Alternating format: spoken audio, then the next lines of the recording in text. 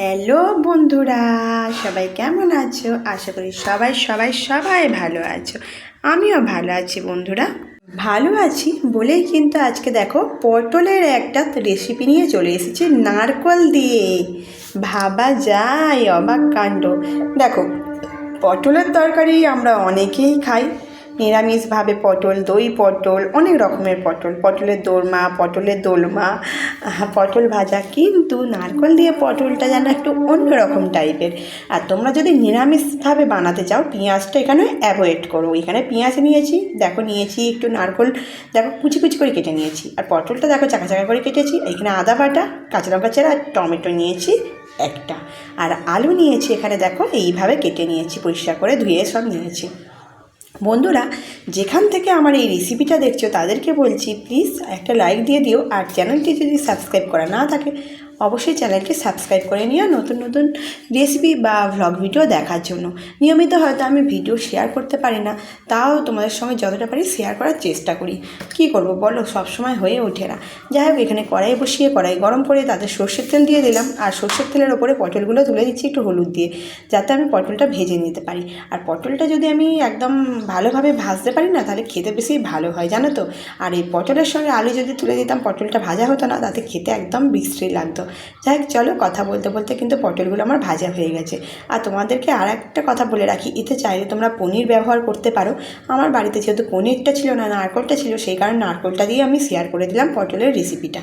চলো, এবারে কড়াইয়ে দেখো পটলগুলো তুলে নিয়ে কড়াইয়ে আরেকটু তেল দিচ্ছি, দিয়ে এখানে দিয়ে দিচ্ছি দেখো গোটা ডালচিনি আর গোটা এলাচ দুটো।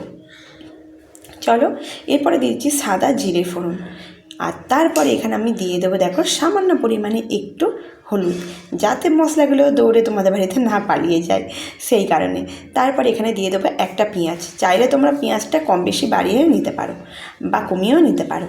চলো, পেঁয়াজটা একটু আধ ভাজা করে নেবো, বেশি ভাজার দরকার নেই, একটু হালকা করে ফ্রাই করে নেব।